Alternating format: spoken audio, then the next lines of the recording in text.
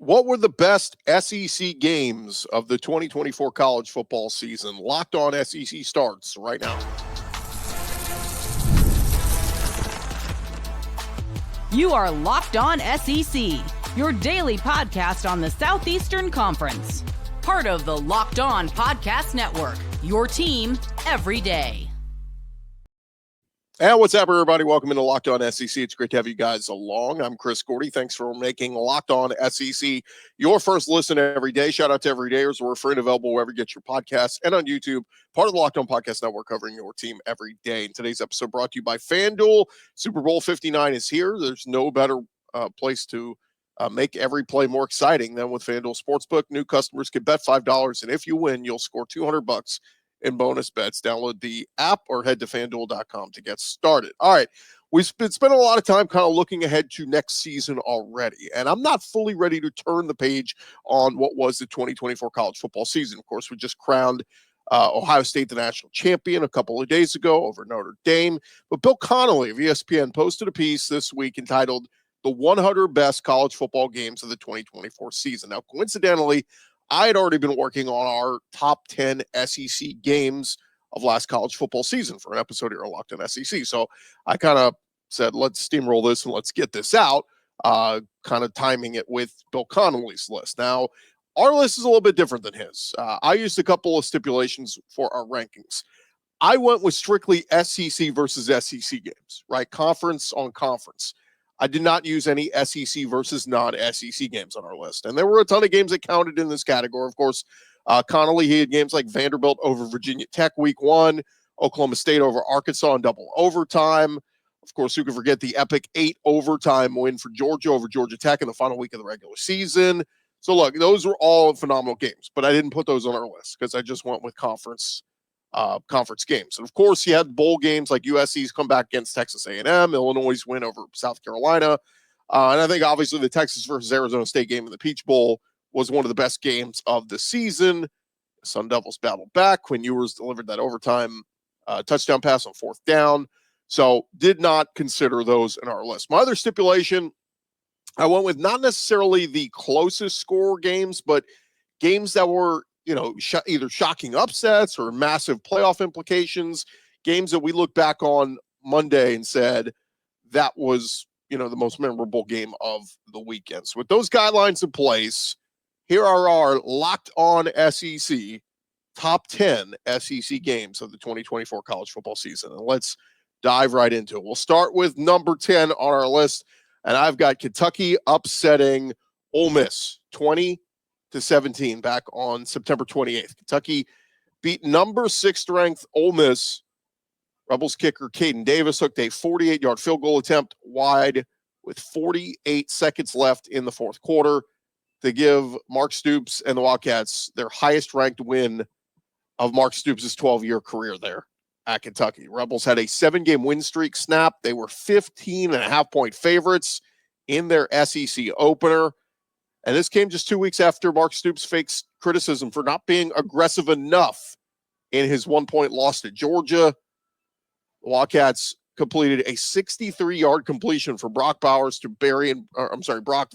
to Barry and Brown on 4th and 7 at the Kentucky 20. Kentucky had not beaten such a highly ranked team on the road since 1977 when the Wildcats won at number 4 Penn State. Now, the loss would ultimately be a huge reason why Ole Miss would go on to miss the college football playoff. And they were heavily expected to, at minimum, make the playoff, in this being, Jackson Dart's last season there. And it was the big thorn in the side that kept them out. Now, we'll get to another game later that actually eliminated Ole Miss, but this one was the big one where it was like, you got no room for error from here on out. And I hate to do this for Ole Miss, but number 9 on our list was LSU over Ole Miss, 29-26 in overtime back on October 12th.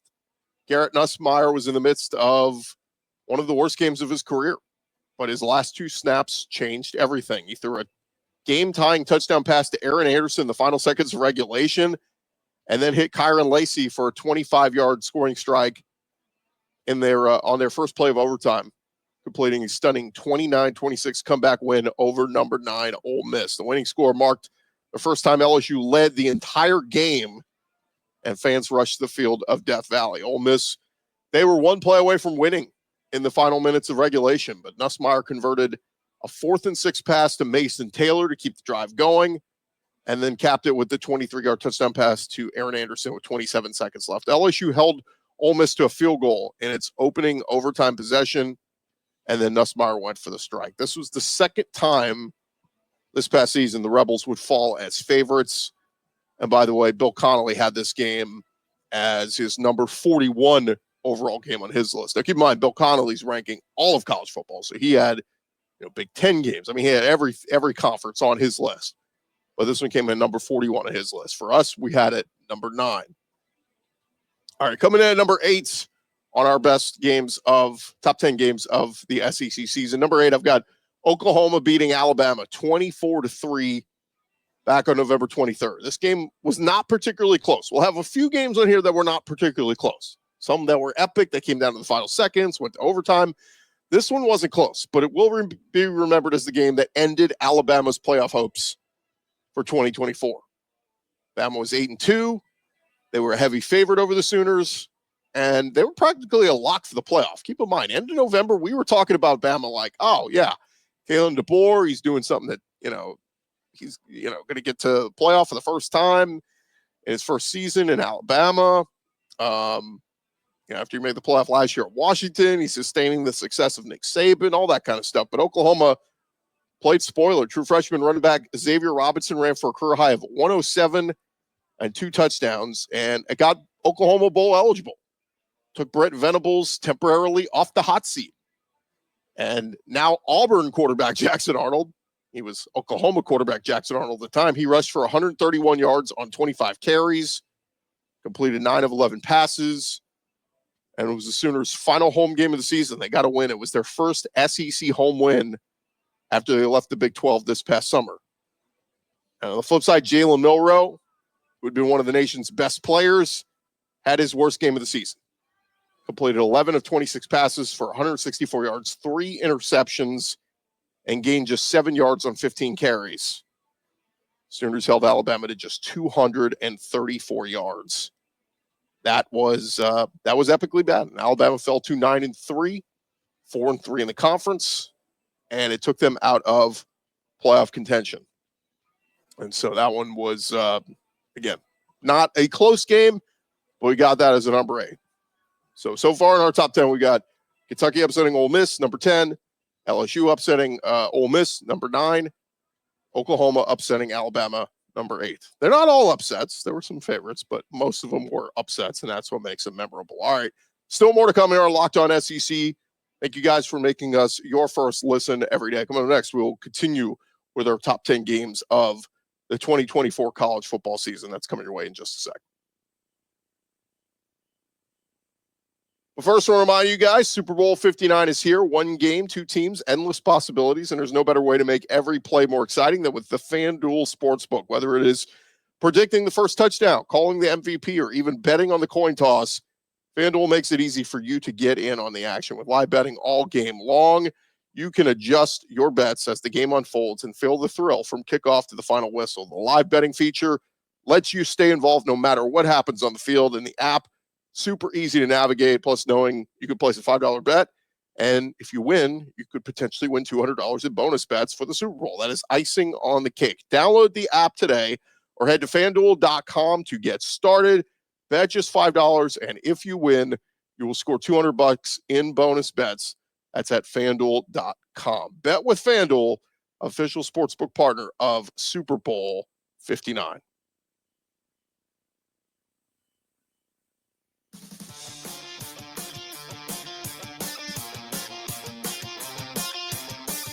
All right, we're along here, Locked On SEC. Thank you guys for making us your first listen every day. And if you missed what we're doing today, kind of looking back on the 2024 season, Bill Connolly's got a piece up ranking his 100 best college football games of the year.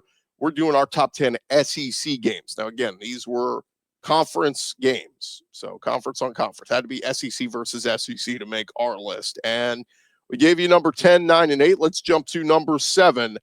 It was November 2nd, South Carolina beating Texas A&M 44-20. Like we said, not all these are going to be close.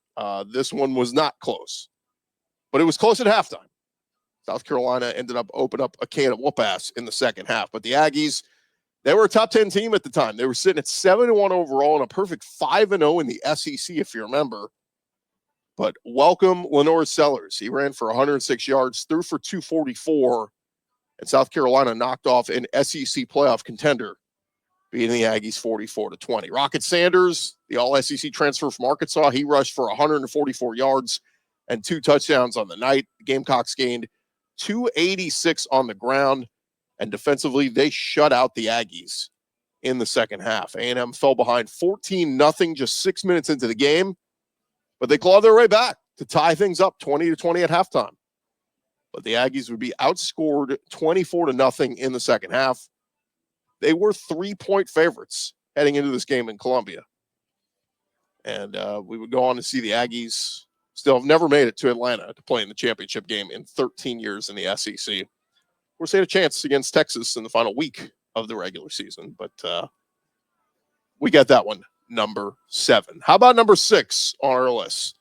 I've got Arkansas beating Tennessee 19-14 back on October 5th. If you remember the Malachi Singleton moment, he scored on an 11-yard run with 1:17 to play as they upset number 4 Tennessee in Fayetteville. The Razorbacks overcame a 14-3 third-quarter deficit to notch their first home win over a top-5 opponent since they beat Tennessee back in 1999.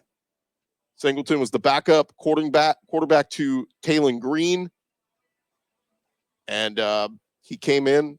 Taylon Green was injured. Singleton completed 2 of 3 passes for 31 yards, ran 4 times for 12 yards, and the go-ahead touchdown.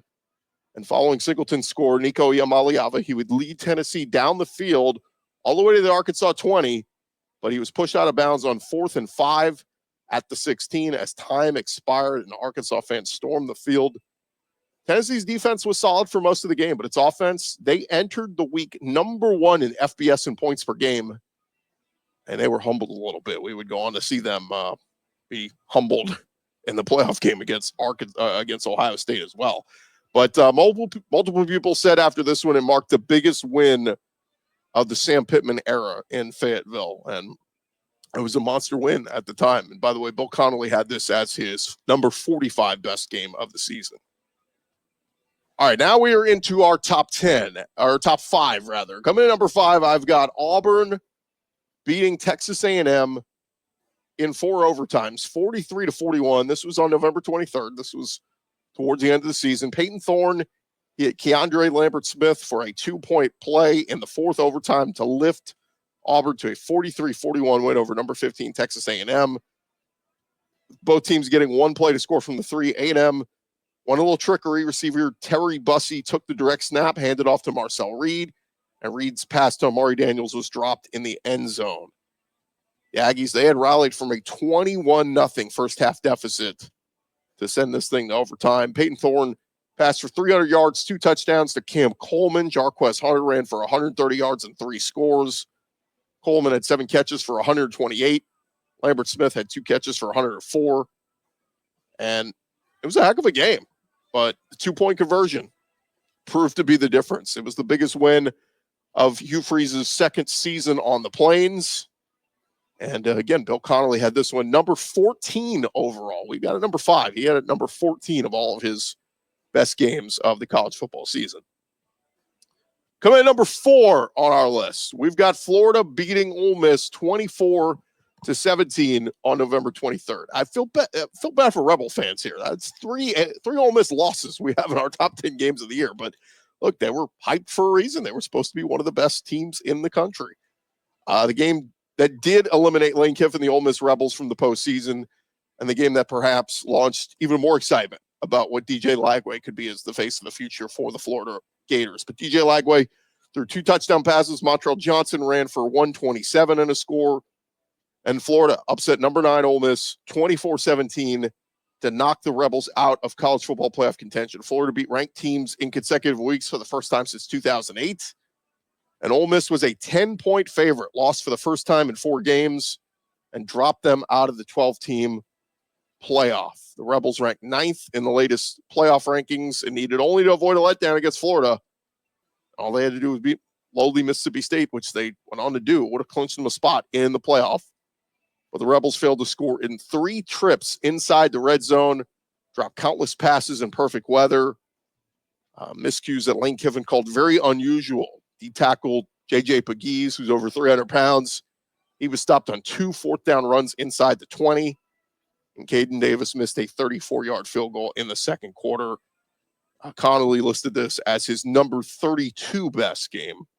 I just have it ranked higher because of the playoff implications of what was on the line. And Ole Miss, yes, I did not have their best win of the season, beating Georgia. I didn't have that in my top 10 games of the season, but that one certainly is an honorable mention. We'll get to some honorable mentions in a little bit, but certainly deserves a mention. It's not all bad. It wasn't all bad for Ole Miss. They did have the huge win over Georgia at home, but unfortunately, Ole Miss 3 big losses all make this list. All right, still more to come here on Locked On SEC, part of the Locked On Podcast Network, covering your team every day. We'll get to our top 3 listing right after this. But first, to remind you guys about our friends over at TurboTax. And it is that time of year with Intuit TurboTax. Taxes was waiting and wondering and worrying if you were going to get any money back, and then waiting, wondering, and worrying some more. And now Taxes is matching with a TurboTax expert who can do your taxes as soon as today. An expert who will give your taxes their undivided attention as they work on your return, while you get real-time updates on their progress so you can focus on your day. An expert who will find you every deduction possible and file every form, every investment, everything with 100% accuracy, all so you can get the most money back guaranteed. There's no waiting, no wondering, and no worries. Now this is Taxes. Get an expert now at TurboTax.com. And just a reminder, only available with TurboTax live full service, real-time updates only in iOS mobile app. See guaranteed details at TurboTax.com/guarantees. Go take care of your tax time with TurboTax.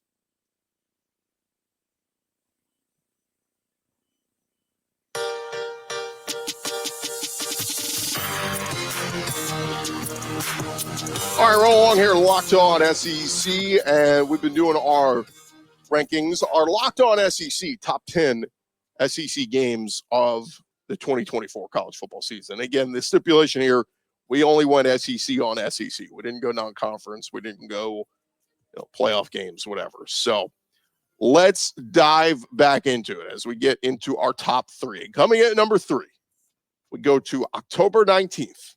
You probably remember where you were when you were watching this one. It was Georgia beating Texas in Austin 30-15. The game that'll be most remembered for throwing cups and beer bottles on the field. Trevor Etienne ran for 3 touchdowns, the first 2 set up by Dalen Everett takeaways, and 5th-ranked Georgia went on to beat Quinn Ewers and number 1 Texas 30-15. Trevor Etienne's last score was a 1-yard plunge on 4th down with 12 minutes to go. And that came right after an ugly sequence when Texas fans littered the field with water bottles and other trash after refs called a pass interference penalty that initially wiped out an interception, a long return before the flag was picked up and set up a Longhorns touchdown. The Bulldogs never trailed in their first trip to Austin since 1958 to take on the SEC newcomer that had gotten through the first half of their schedule pretty much unscathed. The 15-point loss was the most lopsided for a number 1 team at home since Notre Dame's 31-16 win at Pitt in 1982, back when Dan Marino was quarterback. But Georgia quarterback Carson Beck, it was funny at the time. I remember the stat. He became 19-2 as a starter, including a 7-2 mark against ranked teams, but he did throw 3 interceptions on the night. It was one of several 3-interception games Carson Beck would have on the season, and maybe a reason why he's now a Miami Hurricane. But on that night, Kirby Smart got his 100th career win in 117 games over 9 seasons. Bill Connolly had this one rated as his 27th best game of the season. But look, this was one where, and no offense to Texas, but like a lot of SEC fans were going, we're rooting for Georgia here. They didn't want Texas to come in and start pushing people around and going, oh, we're coming in to win this conference in year 1 after leaving the Big 12. There were a lot of SEC fans going, no, we want to see, we don't want to see Texas win. But it was a big statement game for Georgia to go into Austin and win in that fashion, win by double digits, and really slow down the Texas offense, which had been humming. Remember Quinn Ewers missed a little bit of time. Arch Manning had filled in. We even did see Arch Manning in this game for a little bit, but Quinn Ewers, it was the first time Texas fans kind of started to question Quinn Ewers. They're like, "Ooh, is he the guy? Should we make a switch?" Whatever. But yeah, it was a big win for Kirby Smart in Georgia at the time, and then of course they would have the rematch later in the SEC championship game. Spoiler: SEC championship game not on our list, but we'll mention it a little bit later in our honorable mention. All right, we're into our top two. And if you haven't guessed, you can probably guess what they are at this point. Let's get to number two, our number two best game of the season in the SEC. It was September 28th.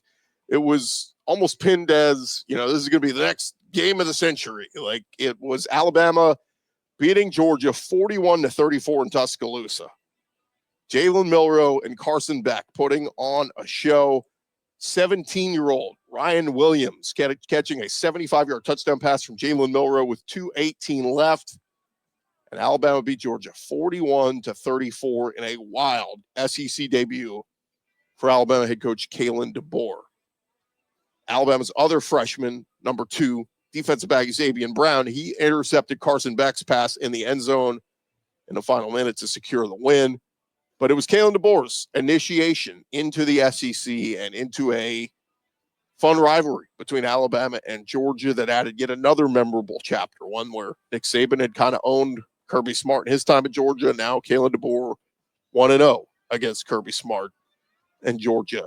Jalen Milroe, he was really good in this one before it got really bad later in the year. But 27 of 33, 374 yards passing, 2 touchdowns and a pick. He also rushed for 117 and a pair of touchdowns. And Ryan Williams, welcome to the SEC, young man. 6 catches for 177 yards in that game. Carson Beck threw 3 interceptions in that one. Notice it was a trend for Carson Beck. The Bulldogs, they were down 28-0 a few minutes into the second quarter, but credit to them, they did battle back. Georgia went for it 5 times on 4th down and made them all. They were just 3 of 15 on 3rd down. It's just funny after that game, if you guys remember, I was doing a bunch of radio hits around the country, and people were like, oh, Bama's no drop-off. Kalen DeBoer's picked up right where Nick Saban left off, and there was no drop-off. They're going to keep this train rolling. Little did we know Kalen DeBoer would go 9-4, and, disappointing end to the season for the Alabama Crimson Tide. But still, nonetheless, that was probably, it was the highlight of the season for Alabama fans, winning that game. They would have another good moment later in the year when they would go to Baton Rouge and blow out LSU in Tiger Stadium, and that was a big win too. But nothing will top this moment for Alabama this past season, beating Georgia and Kirby Smart yet again. Oh, by the way, this season that game flips, so you got to go to Athens. We'll see what that one looks like. And coming in at number 1 on our best SEC games of the 2024 college football season, there's only one game that it could be. One game that still was, like, every SEC fan I talked to that was not an Alabama fan that night was still laughing late into the night going, what the hell was that? And by the way, Bill Connolly had this rated as his number 1 overall game as well. It was Vanderbilt beating Alabama 40-35. As Bill Connolly writes, he said the best moment to date of the post-Saban era in Tuscaloosa, which was the win over Georgia, was quickly followed by the worst moment of the post-Saban era. Vanderbilt followed the upset script as well as any underdog ever has. The offense scored touchdowns on 2 early drives before stalling out for a bit. The defense contributed a pick 6 on a perfectly deflected ball, and special teams contributed a 51-yard Brock Taylor field goal in the second quarter. The Commodores led 23-7. And every time Alabama would charge back, Vandy would respond. Ryan Williams had a 58-yard touchdown catch to make it 30-28 Vandy in the third quarter. But the Commodores responded with a field goal, then a sack and strip fumble recovery, and then a Diego Pavia to Cameron Johnson touchdown with 5:07 to go. Williams scored again to bring Bama within 5 points, but an 8-yard Diego Pavia run on 2nd and 7 allowed Vanderbilt to kneel out the game and trigger an incredible celebration. The goalposts were taken down and walked all the way down to Broadway, thrown into the Cumberland River. And Vanderbilt, they had lost all 60 games, 60 games against AP top 5 teams. Commodores had not beaten Alabama on the field in 40 years, but they snapped a 23-game skid, making big play after big play to give Coach Clark Lee his alma mater's biggest win ever. The Commodores scored the first 13 points, took a 16-point lead. That was their largest ever over a number one team in the country. And they never trailed. The Commodores played keep away, holding the ball for just over 42 minutes. And they beat Alabama, by the way. The Tide will look for their revenge against Vanderbilt coming up on October 4th later this year in Tuscaloosa. So there you have it. Those are our top 10 games in the SEC this year. Some honorable mentions. Like I said, we mentioned Ole Miss's win over Georgia. You also had Georgia over Texas in the SEC title game. That one could have been considered. Tennessee's win over Alabama. Again, they don't do that very often, but they did that one again. That was in week 8. Georgia over Kentucky. Remember that 13-12 game? That one was memorable. Just outside my top 10. Some other ones. Mizzou over Vandy in week 4. Little did we know at the time, that was a good win for Mizzou in overtime. We have Oklahoma beating Auburn 27-21. What else? Tennessee over Florida 23-17. Remember, we were all saying, why didn't Florida go for 2? We should have went for the win. Alabama holding off South Carolina 27-25. One of those games South Carolina looks back and wonders, what if? We could have just done 1 or 2 more things late. Maybe we could have won that one. LSU beating South Carolina early in the season, 36-33. The game that if Lenore Sellers doesn't get hurt, maybe they win that game, and maybe South Carolina is a playoff team this year. Mizzou beating Auburn 21-17. Mizzou beating Oklahoma 30-23. Mizzou had some nice close wins. South Carolina's win over Mizzou, that one was epic. Score fest late in the year. And then, of course, the defensive battle in the final week of the regular season, Texas over Texas A&M. I almost put that one in.